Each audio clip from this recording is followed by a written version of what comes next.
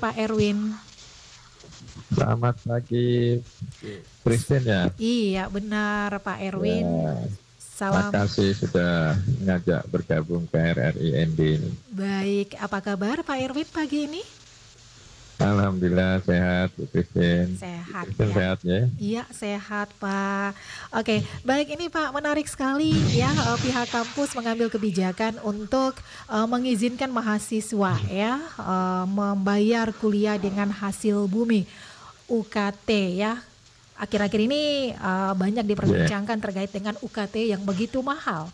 Tetapi ada kebijakan tersendiri dari kampus Muhammadiyah Maumere untuk mengizinkan mahasiswa membayar dengan hasil bumi. Ini apa yang melatar belakangi, Pak?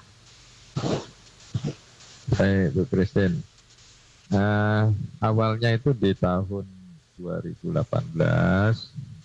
kami itu kan berdiri 2013 ya. Jadi di tahun 2018 itu ada mahasiswa kami yang terkendala biaya kuliah.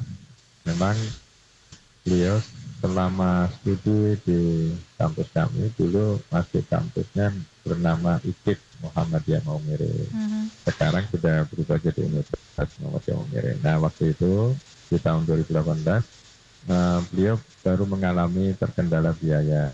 Nah, sebelumnya beliau tidak pernah terkendala biaya karena waktu itu belum ada pengepul yang ke desa untuk mengambil hasil. Jadi uang cash itu tidak ada untuk Christine. Nah kita di Flores ini kan begitu, di desa itu kan orang desa menunggu pengepul ya. Nah waktu itu hasil bumi yang dijual ke pengepul itu kopra. Nah kebetulan hanya kopra yang diambil, ya kayak pisang, kelapa muda itu kan tidak diambil sama pengepul. Itu biasanya hanya untuk konsumsi mereka di situ atau mungkin juga dibawa ke pasar yang pasar mingguan itu. Nah itu kan juga tidak banyak yang laku ya. Nah waktu itu memang yang membeli kopra belum ada. Nah beliau mau bawa pisang atau kelapa muda ke kota kan tidak punya jaringan ya, tidak punya pengalaman untuk memasarkan ke kota, takut tidak laku, nanti bawa pulang lagi, kan kasihan. Nah akhirnya dari diskusi itu ya sudah bawa saja ke kampus. Nah saya waktu itu nawarkan ke dosen, pegawai, mahasiswa, ayo yang mau beli pisang, beli kelapa muda, tidak usah ke pasar. Di sini juga ada. Nah, jadi begitu hanya untuk memberi tawaran solusi ya. Karena mahasiswa ini kita apresiasi, pertama dia tidak pernah nunggak, yang kedua ada ikhtiar, ada usaha mau menyelesaikan studi dan tidak ngemis, artinya tidak minta-minta kan. Dia tetap dengan usahanya sendiri menjual hasilnya dan tidak malu. Itu ya perempuan sekarang ini kan ya biasanya gengsi ya. Ini dari kampung pakai bis trek kayu itu. Nah, kalau di sini kan bilangnya bis trek itu, bis kayu ya, bis kayu. Nah, itu bawa hasil masuk kampus, jadi tidak malu. Itu yang saya apresiasi. Nah, jadi dari situ terus kita bukalah, ya. Kita informasikan lewat brosur di tahun-tahun berikutnya bahwa kalau memang ada kesulitan biaya kita bisa bayar dengan hasil bumi.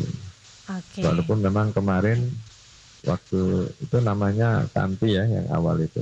Santi itu zamannya Santi itu cicilannya 3 kali. Jadi dalam satu semester itu boleh mengangsur selama 3 kali. Ya kalau sekarang angsurannya kita perpanjang, Mbak. Angsurannya kita perpanjang bisa setiap bulan.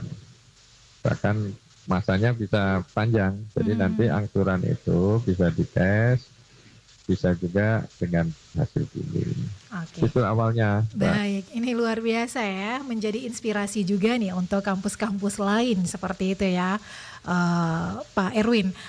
Nah dari hasil bumi ini dari 2018 sampai saat ini masih terus berlaku ya Pak? Masih Mbak Masih. Christian, masih Oke, berlaku. nah dari hasil bumi ini dari kampus sendiri selain untuk dijual kembali ya dari untuk mahasiswanya, ini dijadikan apa lagi nih Pak hasilnya? Nah, ini kan sekarang kita juga punya kantin, jadi bisa dikelola kantin. Nah, juga kita sedang mengembangkan UMKM ya, usaha mikro kecil menengah, biar bisa mengelola home industri hasil bumi yang ada di desa kita ya, daerah kita. Jadi kalau misalnya datang pisang, kalau kita tidak cepat jual kan bisa cepat busuk ya. Nah, tapi kalau ada pengolahan misalnya pisang bisa jadi keripik pisang atau bisa jadi selai pisang atau bisa jadi tepung pisang. Nah, itu kan punya waktu yang panjang ya untuk memasarkan dan juga jangkauan pasarnya juga bisa luas. Di satu sisi ya mahasiswa ya kita bisa ajar untuk berwirausaha. Ini yang nanti kita mau kembangkan Mbak Kristen. Oke, baik. Nah, dari hasil yang dikumpulkan di kampus ya, apakah sesuai dengan pembayaran UKT-nya atau seperti apa nih Pak? Nah, kalau dari tahun kemarin kan biaya kuliah kita ini kan sudah bisa diangsur tiap bulan, Mbak. Jadi bahkan masa angsurannya bisa panjang. Misalnya kuliahnya 4 tahun, ya sarjana itu maksimal 4 tahun, tapi angsurannya bisa sampai 72 kali, itu sampai 6 tahun. Nah, itu sudah mulai mahasiswa baru yang masuk 2023 kemarin. Jadi kenapa 72 kali? Biar nilai cicilannya itu ringan. Jadi sekitar 200-an sampai 300-an ribu per bulan. Nah, nanti setelah 4 tahun dia lulus, terus dia bisa bekerja sambil melunasi cicilan yang kurang 2 tahun itu. Nah, ini sebenarnya bentuk student loan ya, student loan tapi tidak pakai pinjol. Iya. Kalau di Jawa ada yang pakai pinjol. Nah, ini student loan tidak pakai pinjol. Nah, sehingga ada mahasiswa kami kemarin tukang ojek itu ya bisa kalau pulang sampai rumah bisa bawa 50.000 bersih. Jadi dia bisa nabung setiap hari 10.000, ya 1 bulan bisa bayar uang kuliah.